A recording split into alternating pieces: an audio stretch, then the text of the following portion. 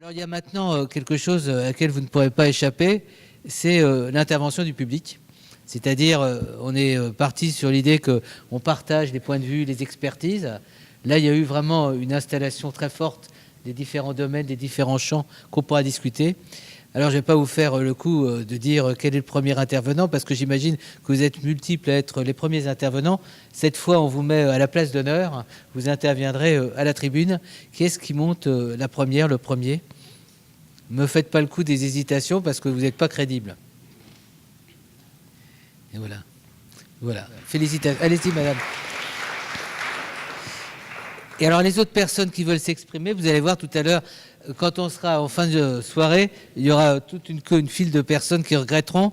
Je le dis, et je l'ai déjà dit à la précédente réunion lundi dernier, nous avons notre cellule de soutien psychologique à la sortie, et on a toujours fidèle notre psychiatre conseil qui est au premier rang, Madame Véronique Lefebvre-Desnouettes, qui sera prête à vous soutenir toute la soirée s'il faut dans un petit café à côté pour vous remonter le moral.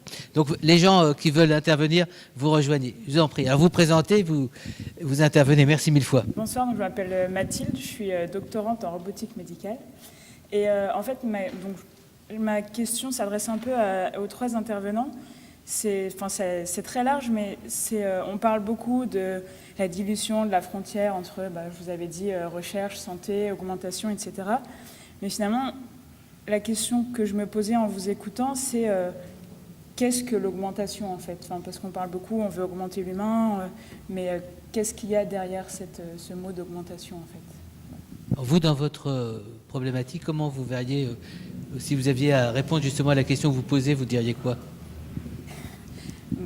Vous travaillez comme homme en robotique, donc j'imagine que vous avez une réflexion très très concrète. Pour moi, c'est une question assez complexe et je pense que en fait, c'est un terme qui justement vaut le coup d'être bien défini avant d'en parler, parce que en fonction de l'approche du domaine dans lequel on travaille, il ne veut pas forcément dire la même chose. Et voilà, c'est un peu ce que je dirais. Alors après, c'est le... Pardon. Elle réfléchit pour l'instant, c'est pour ça qu'elle reste douce. Mais maintenant, elle se remet devant le micro, elle va vous dire.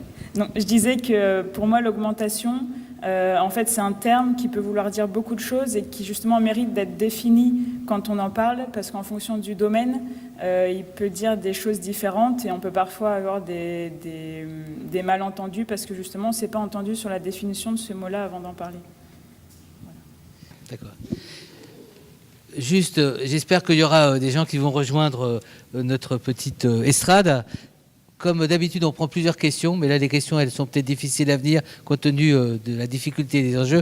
Est-ce que quelqu'un veut déjà réagir par rapport à... Oui, peut-être une clarification d'abord. Bon, on parle d'augmentation, on parle aussi d'amélioration. Le terme que ça traduit, c'est l'anglais enhancement, qui veut dire rehaussement. Alors, il faut voir que ça recouvre effectivement énormément de choses, parce que si vous êtes, en tant qu'étudiante, vous prenez de l'amphétamine pour mieux réussir votre examen, vous ne cherchez pas à sortir des limites de l'humain. Vous cherchez à réussir un examen en augmentant un petit peu vos capacités. Il y a d'autres médicaments qui font que vous pouvez vous passer de sommeil pendant 3 jours pour pouvoir bosser un peu plus. Hein. Ça, c'est de l'augmentation, je dirais, du dopage au sens banal du terme. Il faut voir aussi que la médecine est amélioratrice dès le départ. Le cas évidemment classique, c'est les vaccins. Les vaccins améliorent le système immunitaire humain qui était incapable de lutter naturellement contre toute une série de maladies. Il y a d'autres cas où la limite entre la normalité et l'amélioration n'est pas claire. C'est l'exemple de l'hormone de croissance. Il y a des gens qui sont atteints de nanisme, donc ils sont nains, on leur donne de l'hormone de croissance pour qu'ils deviennent un peu plus grands. Mais il y a des individus qui ont un taux d'hormones tout à fait normal, qui ne sont pas plus grands. Alors, est-ce qu'on va leur... Comme on sait qu'être grand, c'est un avantage social. Hein. Il y a des études qui montrent que plus vous êtes grand, plus c'est facile de réussir dans la vie, et notamment dans la vie professionnelle. Est-ce qu'il ne faudrait pas donner à toutes les personnes petites, pour les rendre normales du point de vue social, de l'hormone de croissance? Donc, vous voyez que dans ce débat sur l'augmentation, il faut faire extrêmement attention. À part le transhumanisme, il n'y a pas grand monde qui veut sortir des limites de l'humain. Il faut simplement être des humains plus performants. Et ça, c'est pas récent. Les coureurs grecs aux Jeux Olympiques dans la Grèce antique se mettaient des brins de romarin dans les cheveux parce qu'ils pensaient que ça les ferait courir plus vite. D'ailleurs, la devise de l'Olympisme, c'est plus vite, plus haut, plus fort. Je ne conclurai rien à partir de là.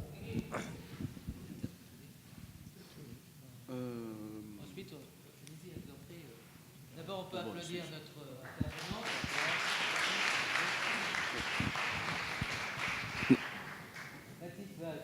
Non, peut-être juste un point sur cette question de l'amélioration, du enhancement.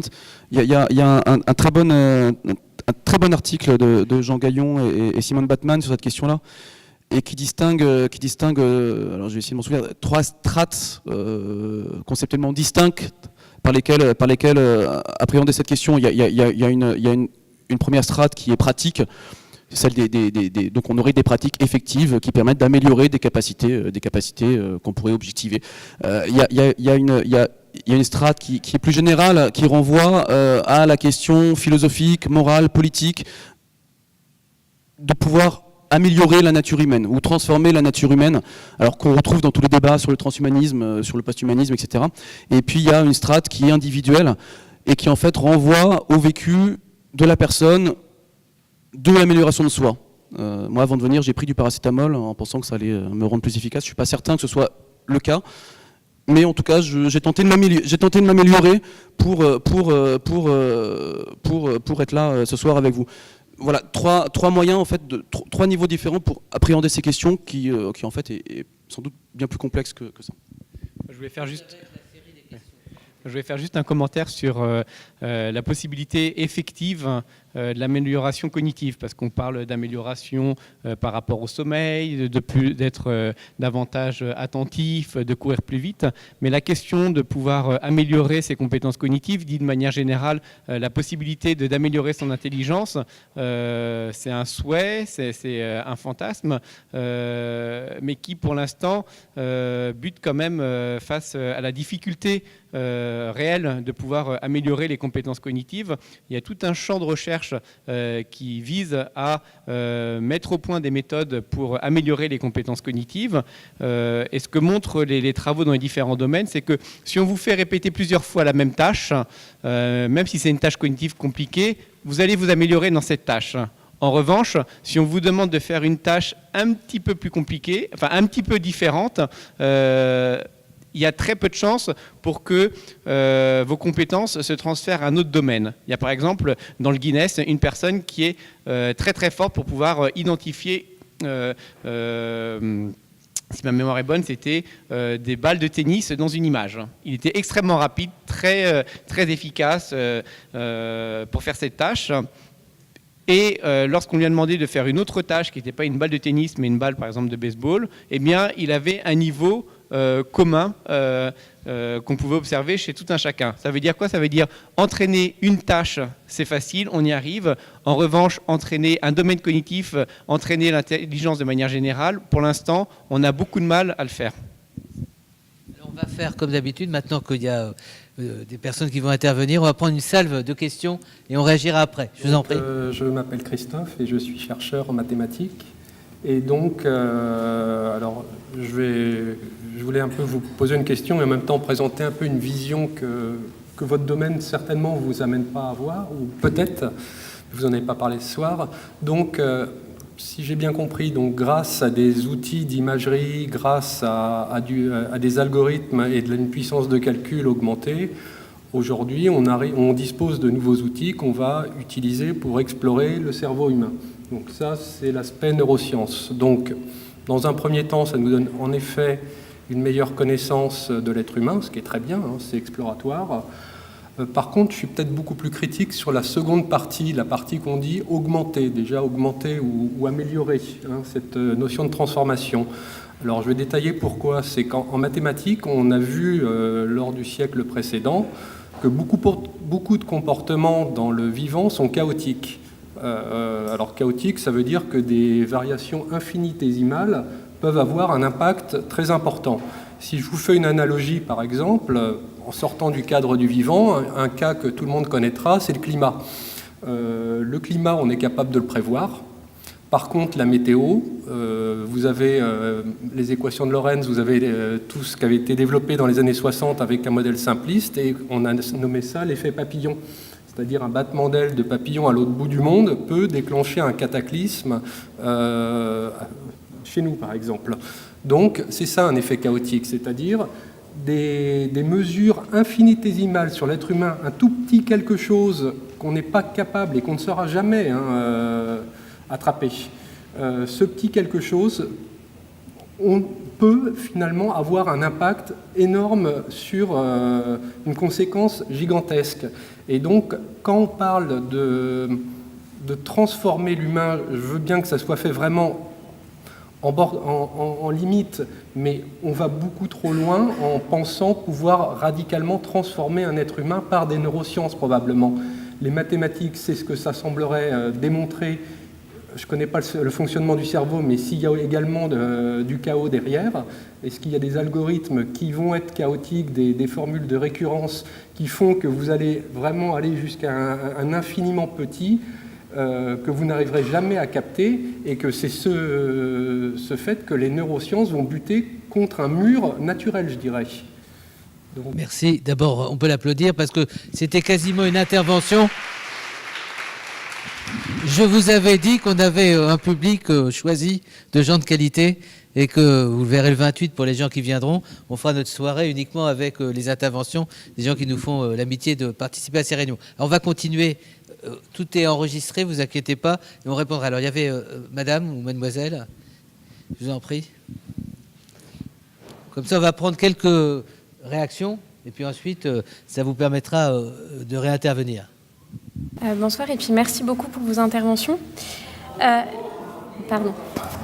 Bonsoir, et merci. Je vais faire mieux. Moi, je suis un pragmatique. Hein. Voilà, comme ça, bonsoir et merci à vous pour vos interventions. Merci pour vos interventions. Anaïs Dumais, je suis ergothérapeute et je travaille auprès de personnes ayant des troubles cognitifs d'origine psychiatrique ou liés à des liaisons cérébrales. Suite à vos interventions, on fait le constat donc qu'il y a actuellement une collecte de données en fait qui va être exponentielle de par les moyens qui ne cessent de grandir, et aussi le type de données qu'on va collecter. Et toutes vos interventions en fait me font poser de nombreuses questions. Peut-on garantir la sécurité de leur utilisation, leur confidentialité? Quel est derrière cela, donc quel va être l'objectif en fait de cette collecte de données? Donc de nombreuses incertitudes qui sont face finalement à un désir effectivement individuel, un peu, on va dire, insatiable en fait de connaître. Ça on l'est tous, je pense qu'on est tous habités par ça.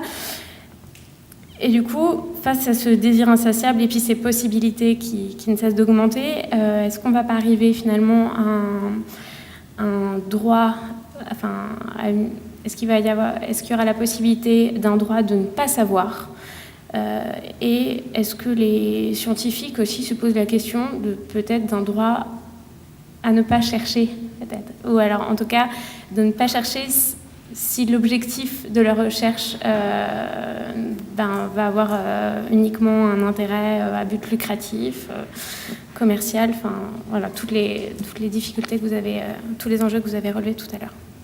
Merci de cette superbe question d'éthique. Vous êtes ergothérapeute? Vous êtes ergothérapeute, c'est ça? En EHPAD?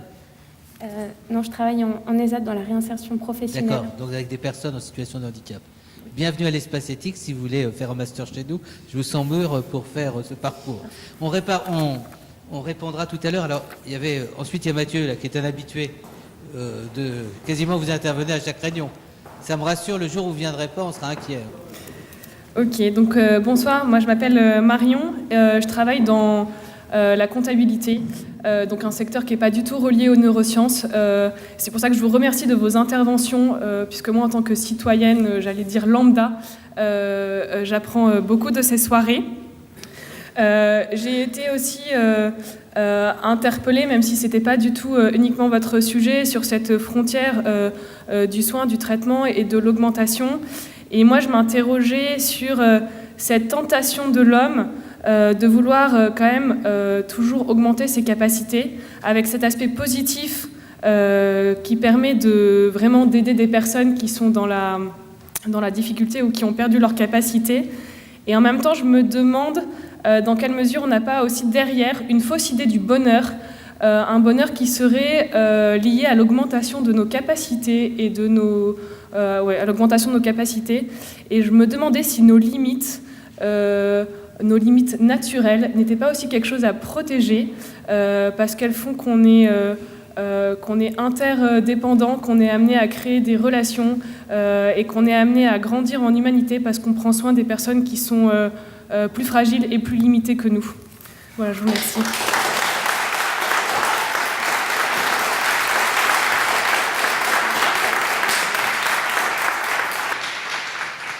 Je vous dis, Mathieu, comme il est déjà intervenu, il va intervenir après. Monsieur, je vous en prie, allez-y, venez. Bonsoir, donc moi je m'appelle Bernard, je suis professeur de neurosciences et spécialiste de la douleur. Et je voudrais intervenir sur deux aspects. Le premier aspect, je voudrais reprendre la formule de M. Brecci, qui est l'agent, le cerveau ou le sujet lui-même. Ça, c'est une question qui me paraît fondamentale dans la mesure où c'est celle qui pose le problème du déterminisme de la responsabilité au travers des manipulations qu'on peut faire du cerveau. Je m'explique. Quand Laborie et Deniker ont introduit la chlorpromazine, on a considéré que c'était une révolution psychiatrique puisque ça permettait de supprimer la camisole de force. Mais on a introduit la camisole chimique.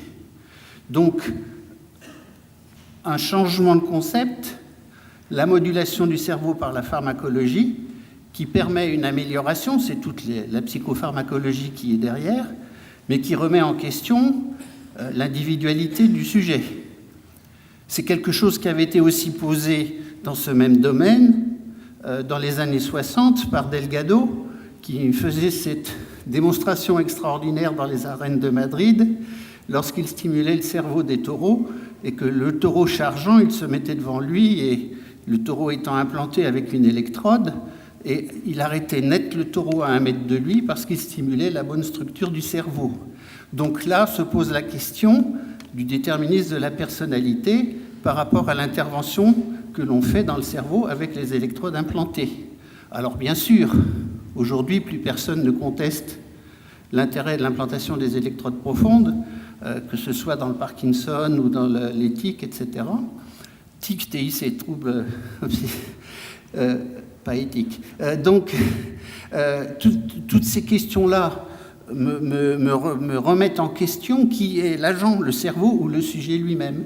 Et je crois que c'est là où on est en face d'un problème, je ne suis pas du tout philosophe, mais où on est en face d'un problème qui est complètement insoluble sur cette fusion entre personne, cerveau, personnalité, modulation du cerveau, modulation de la personnalité. Donc ça, c'était le premier point que je voulais aborder.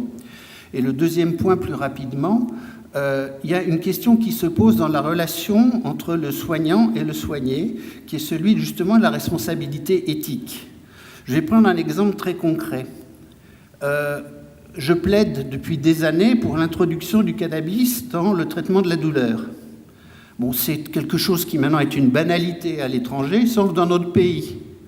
Malgré l'hypocrisie de notre ministre de la Santé précédente, qui a autorisé la mise sur le marché d'un médicament qui est un spray lingual à base de molécules extraites du cannabis.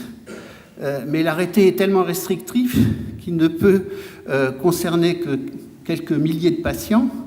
Et en plus de ça, la molécule n'est toujours pas mise sur le marché parce qu'il n'y a pas d'accord entre le ministère et le fabricant.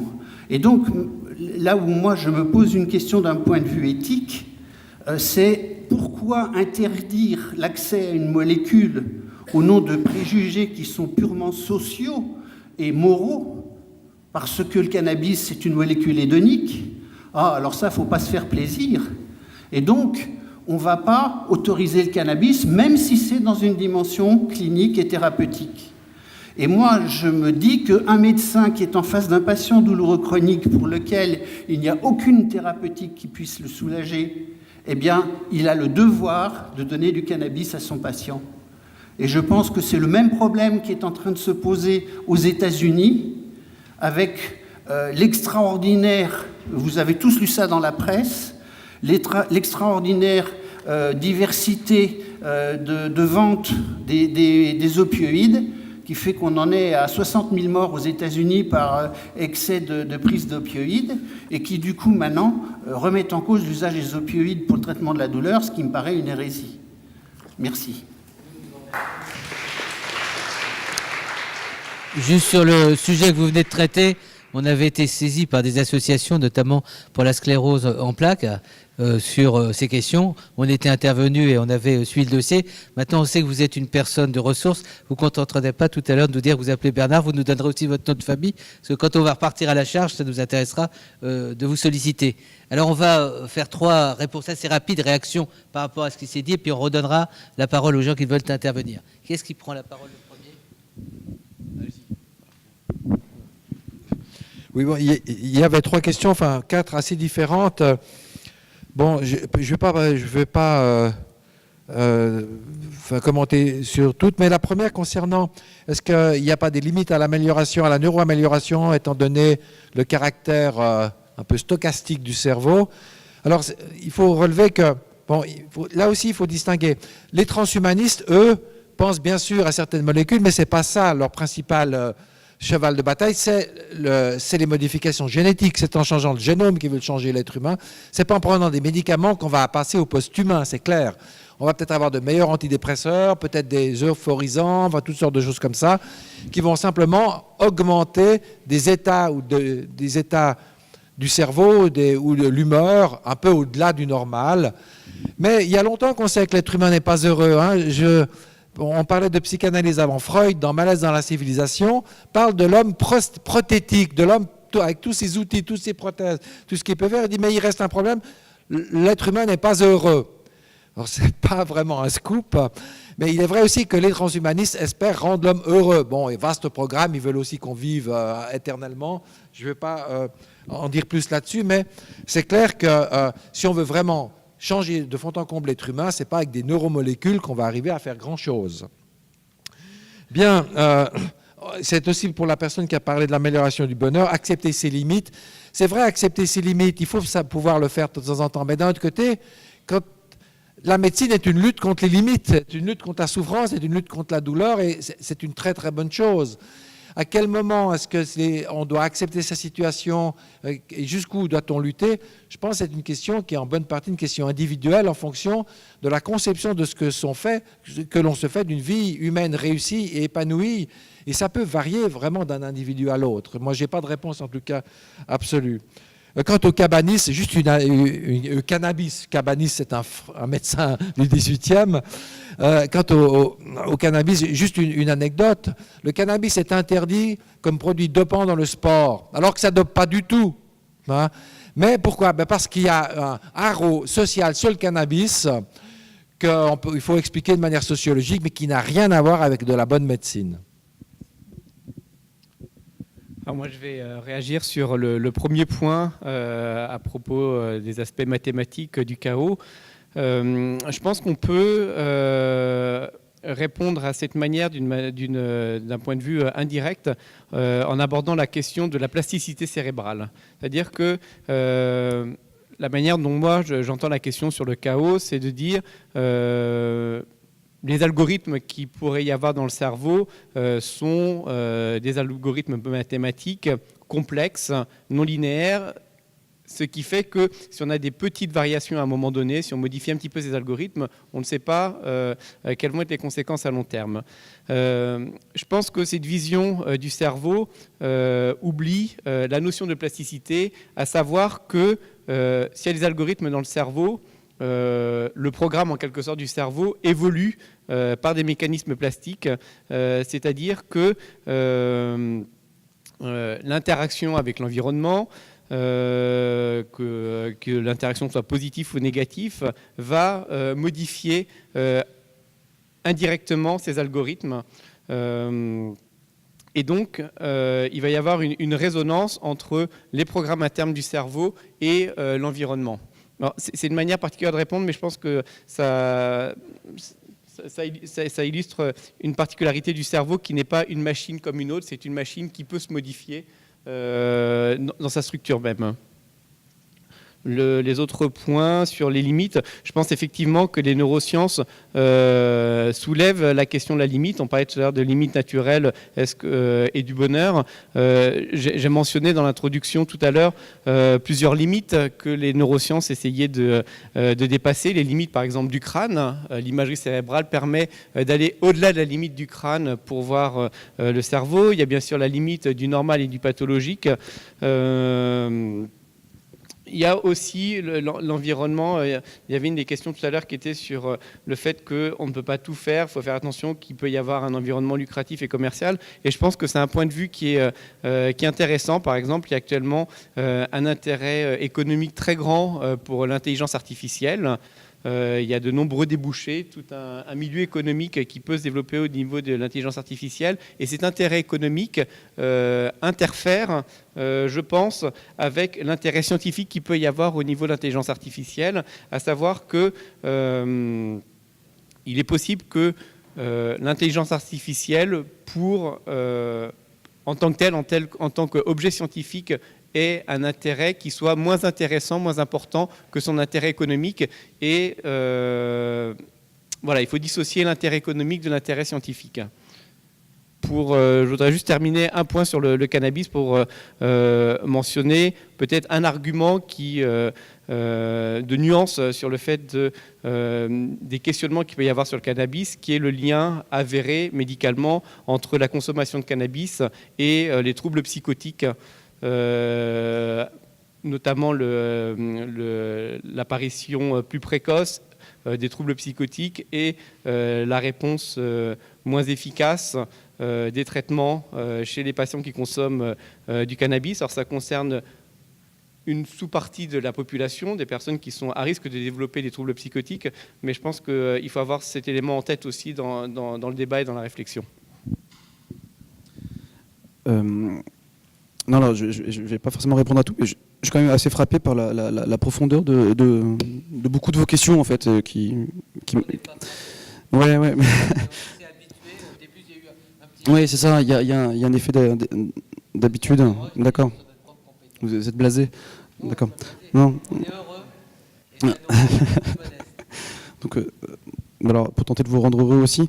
Non, alors, la question du biohacking, c'est effectivement une question qui traverse actuellement les neurosciences. C'est vraiment une zone de tension, alors autant sur les bases de données que sur les technologies de stimulation cérébrale implantées, par exemple, où c'est une question qui est apparue en fait, en plus extrêmement tardivement. Du biohacking, excusez-moi. Donc l'idée qu'on puisse hacker les dispositifs implantés chez des personnes pour les traiter de maladie Parkinson ou d'autres choses, et notamment les contrôler potentiellement. Et en fait, ce sont des questions qui arrivent tardivement. Moi, je trouve, en tant qu'observateur de loin, et pour les bases de données, les big data, et aussi, ça travaille bien plus le domaine. Alors j'étais frappé par cette question, cette idée de protéger les limites naturelles de l'homme. C'est un très beau sujet de philosophie, je trouve. Alors qu'il est aussi un peu inquiétant, de savoir. C'est anti-post-humanisme, mais c'est presque une question inquiétante de savoir aussi à quel moment est-ce qu'on arriverait à protéger, à identifier ses limites. Et pourquoi protéger ses limites et pas les faiblesses naturelles de l'homme. Mais c'est une très belle question à laquelle je n'ai aucune réponse, mais sur laquelle je vais sans doute m'endormir ce soir. Donc voilà, je m'arrête là. Merci infiniment. Des réponses à la fois pertinentes et rapides. On vous donne la parole. Donc Mathieu Le Tourneur, je suis étudiant en droit de la santé et des biotechnologies. Je vais parler de l'impact des neurosciences sur la médecine et l'impact non seulement des neurosciences, mais également de la génétique, des big data, etc. Et qui, en fait, à mon sens, transforme la médecine, puisque la médecine ne va plus être une médecine véritablement de soins, mais une médecine de prévention, de plus en plus. Et en fait, on souhaite intervenir avant que n'arrive la pathologie. Et d'après moi, c'est dangereux. C'est une médecine qui est dangereuse à plusieurs titres, puisque non seulement elle augmente la possibilité d'une médecine totalitaire, dont on envoie un petit peu les prémices avec l'obligation vaccinale. on peut dire énormément de choses sur les vaccins, n'empêche que c'est une obligation, donc il y a un côté totalitaire. Ça réduit également la liberté de consentir aux soins pour l'individu, avec une pression de l'État peut-être, mais surtout une pression sociale, une pression familiale. On imagine très bien l'épouse, le mari qui dit non, il faut que tu te soignes, on a vu un tout petit mélanome sur ta peau, il faut absolument que tu prennes en charge. Et enfin, c'est la définition du patient qui change, puisque le patient n'est plus un malade, mais c'est simplement un patient. Et un des buts qu'on peut aussi voir dans ce changement d'une médecine de soins à la médecine de prévention, c'est notamment que ça permet aussi d'étendre les tentacules du Big Pharma, qui en fait, grâce à ça, va vendre plus de diagnostics et va vendre plus de médicaments, des médicaments préventifs, pour des maladies dont on n'est même pas encore véritablement atteint. Et enfin, il y a une espèce de paradoxe, puisque j'ai l'impression qu'on va devenir de moins en moins malade, mais de plus en plus patient.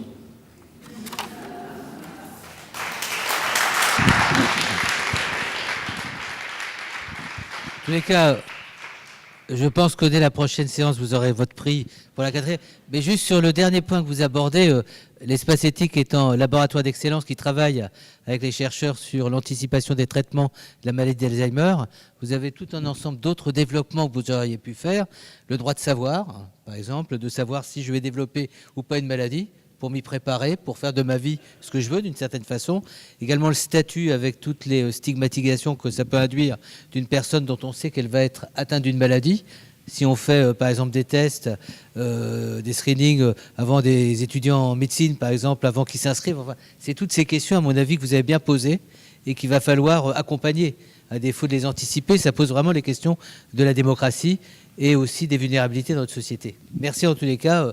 Vous verrez, on va préparer le Grand Prix pour la prochaine fois parce que je suis certain qu'il nous fera pas l'économie d'une autre intervention de qualité. Vous, c'est votre deuxième intervention, hein. Percutant, troisième. Non, lundi, c'était la deuxième. Alors moi, j'ai deux questions. Pardon ? Non, c'est bon. La première vient du titre qui est Neurosciences, tout révélé de l'humain. Donc il m'apparaît comme un fantasme en fait, le fantasme de vouloir révéler l'humain.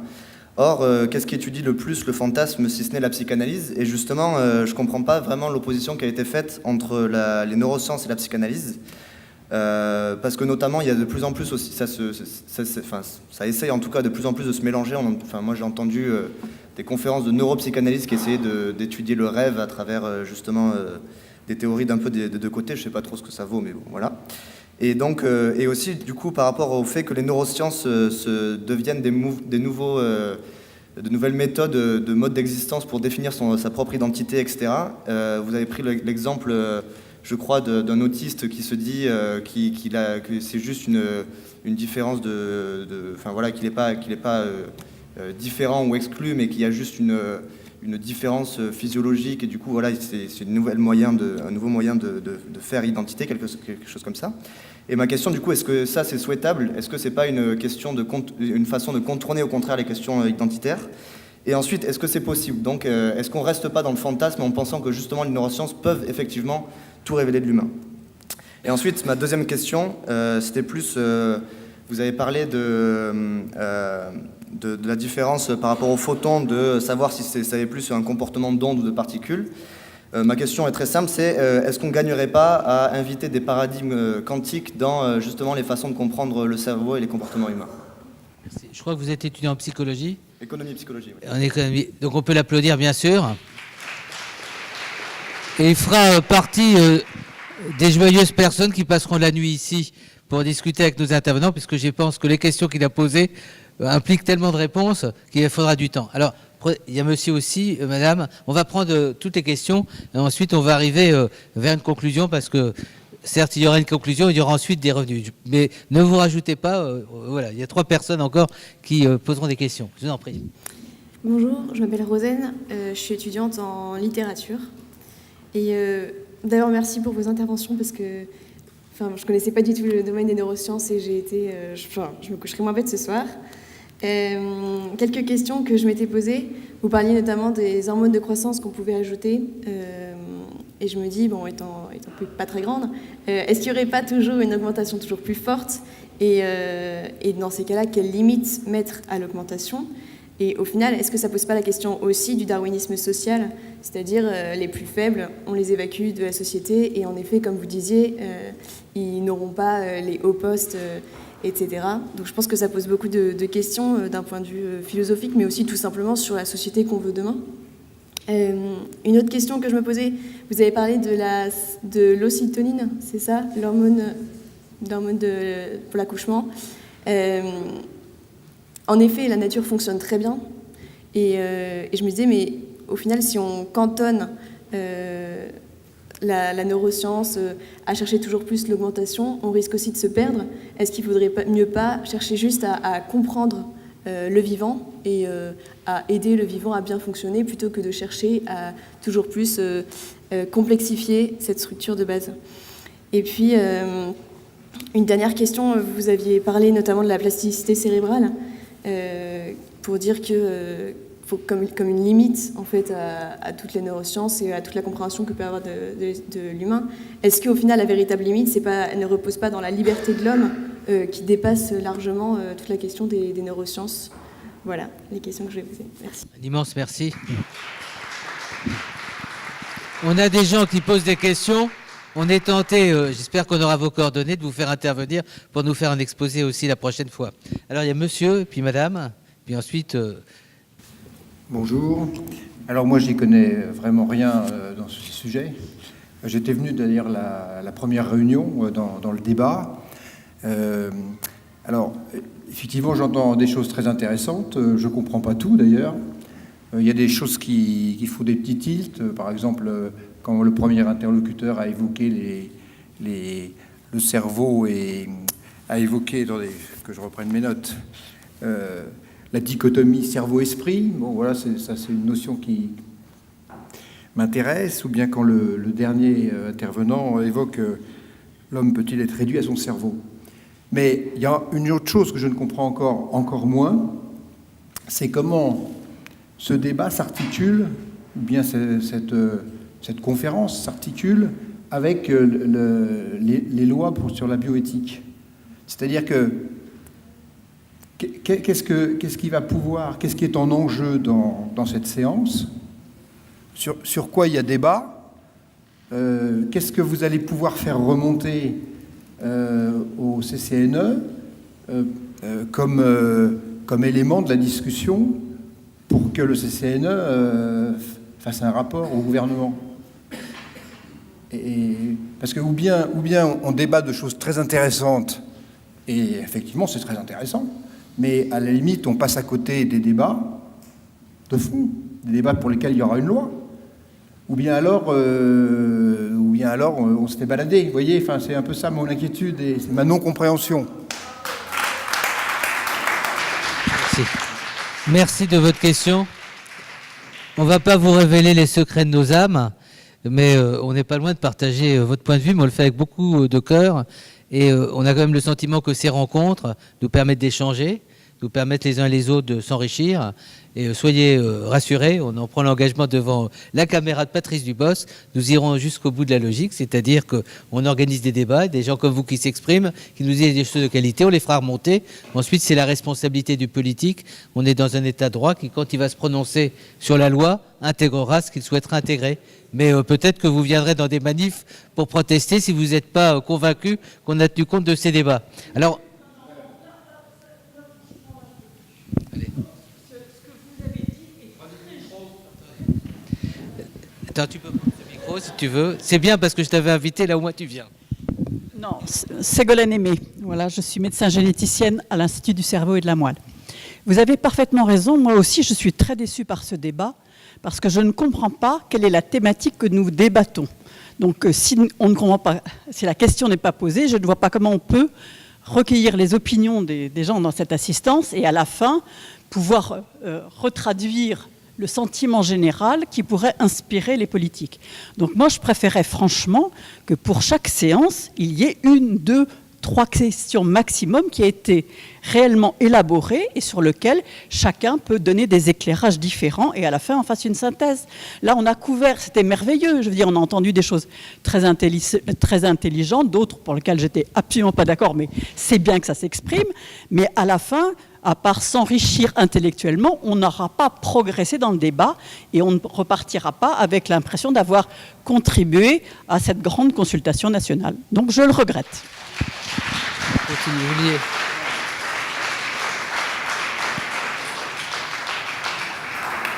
Dans le même ordre d'idée, est-ce que du coup, les thèmes qui sont prévus en avril, mai et juin sont susceptibles d'évoluer dans leur formulation, de telle sorte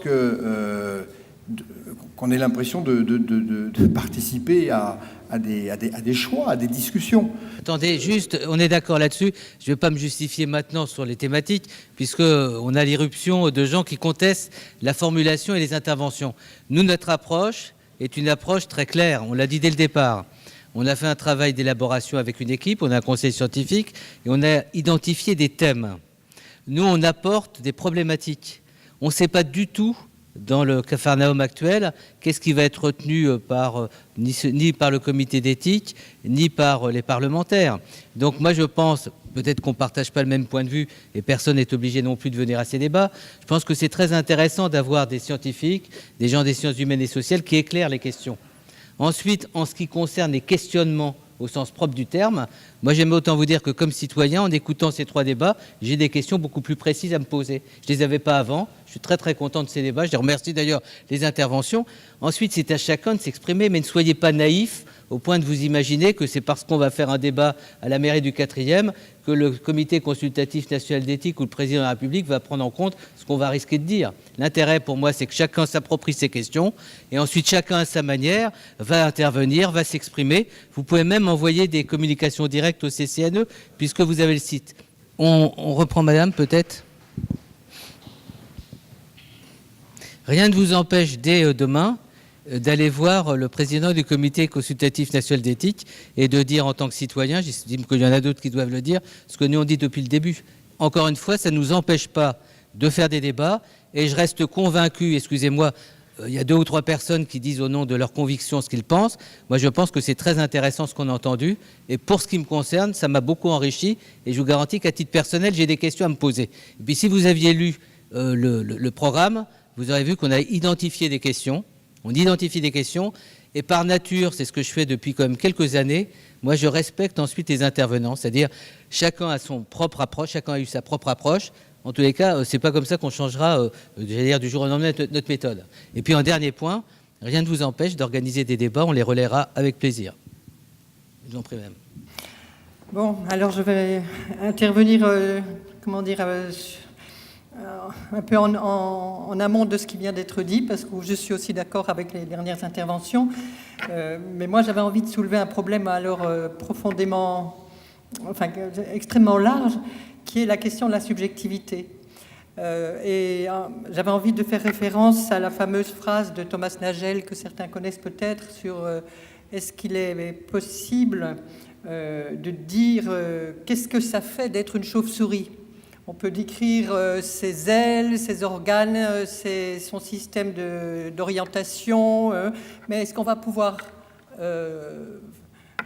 dire quelque chose sur qu'est-ce que ça fait d'être une chauve-souris, qu'est-ce que ça fait d'être moi? Et donc c'est toute moi l'ambiguïté des neurosciences qui me pose question par rapport à cette démarche. Est-ce qu'on pourrait objectiver la subjectivité? Voilà, pour moi, quand on parle de sujet cérébral, c'est comme un oxymore. Par définition, le sujet, c'est une subjectivité. Le cerveau, c'est quelque chose qu'on explore du dehors. Même si je peux regarder mon cerveau et éventuellement le modifier, c'est de l'extérieur. Donc un sujet cérébral, pour moi, c'est un paradoxe qui me pose beaucoup de questions et qui pose, je crois, des questions éthiques profondes par rapport à l'altérité. Je pense à cette... J'ai oublié de me présenter, excusez-moi. J'ai oublié de me présenter, je suis Pascale, je suis psychologue clinicienne depuis presque 50 ans avec des personnes cérébro-lésées. Et je pense à une patiente qui me disait comment elle avait pleuré devant lors d'une consultation avec un neurologue où on lui montrait son cerveau et on lui montrait sa tristesse sur son cerveau. Qu'est-ce que ça veut dire? Qu'est-ce que ça veut dire comme déréalisation et comme perte toute la dimension intersubjective, relationnelle et de l'altérité qui fait partie de notre condition humaine pour moi, avec donc une interrogation éthique profonde sur ce nouveau paradigme qui se met en place actuellement.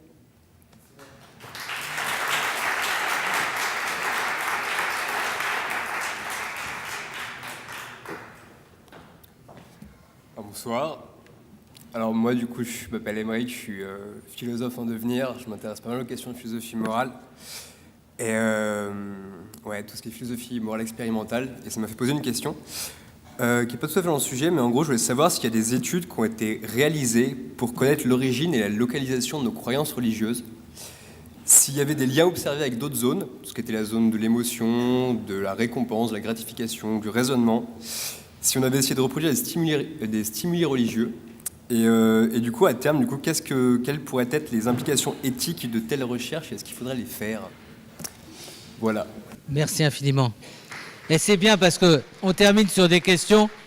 On nous a reproché qu'aucune question n'a été posée, qu'on n'a pas identifié un champ de réflexion par rapport aux neurosciences.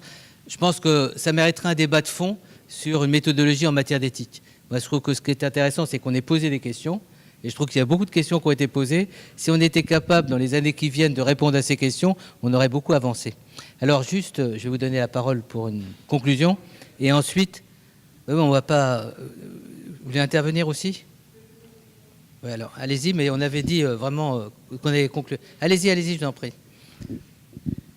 C'est à la politique qu'on rend hommage, qui va poser, puisque Madame Bébin est conseillère municipale à Versailles, est chargée de la santé et notamment des vulnérabilités. Corinne, je vous en prie.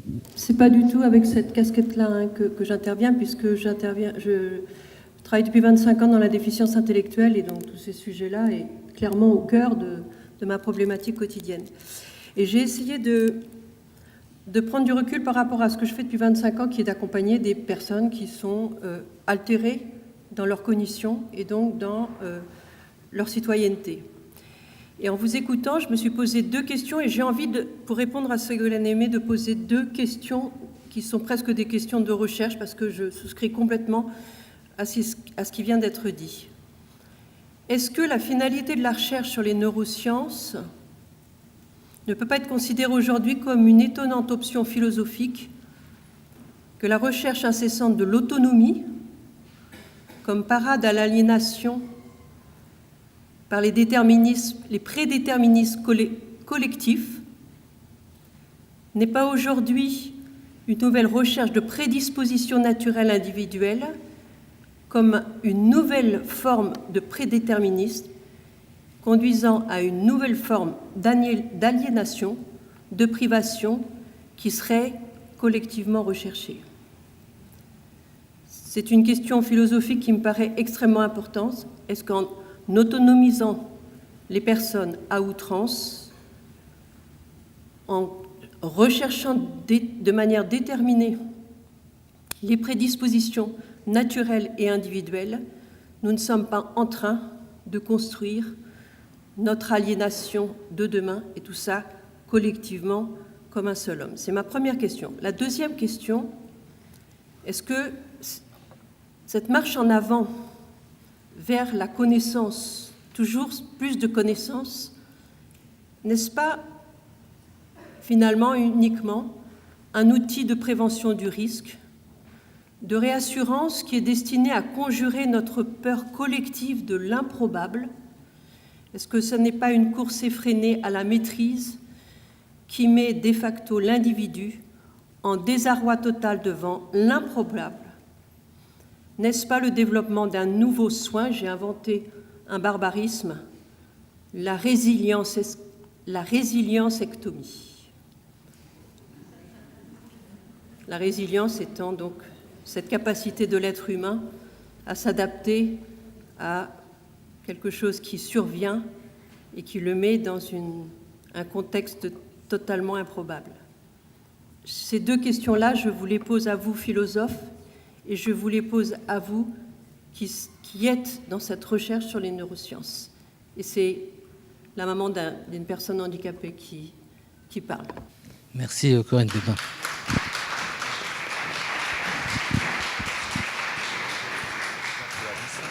Ouais. Bon, il y a eu de nombreuses questions. La dernière question qui ouvre des grands questionnements. Donc j'ai essayé de faire une réponse que je souhaite couvrir différentes questions. Je pense que toutes les questions qui ont été posées butent, à mon avis, sur ce qu'on appelle neurosciences. Est-ce que les neurosciences, c'est cette vision réductionniste de l'homme jusqu'à ses aspects génétiques? On parlait tout à l'heure que la meilleure méthode d'amélioration, c'était au niveau génétique. Ou est-ce que les neurosciences s'intéressent à essayer de couvrir un aspect qui est beaucoup plus large, et je ne pense pas qu'on puisse opposer neurosciences et psychanalyse, qu'on puisse opposer neurosciences et subjectivité, qu'on puisse opposer neurosciences et liberté avec les notions de déterminisme. Le cerveau, c'est le lieu dans lequel s'intègre l'environnement, c'est le lieu des interactions humaines, c'est le lieu de la joie, de la tristesse, c'est le lieu qui fabrique la subjectivité. Et je pense qu'on se trompe si on essaye de dissocier ces aspects-là. Je ne pense pas que ça soit... je pense qu'on fait fausse route, tout comme on faisait fausse route au début du siècle en essayant de distinguer l'aspect particule, l'aspect ondulatoire de la lumière. Je pense qu'on fait une erreur à essayer de confronter différents aspects des neurosciences. Et c'est ce que j'essaie d'illustrer tout à l'heure avec la question des niveaux. Il y a un niveau moléculaire, il y a un niveau cellulaire, il y a un niveau des neurotransmetteurs, il y a un niveau psychologique, il y a un niveau cognitif. Le cerveau est le lieu où se fait l'intégration des facteurs socio-économiques.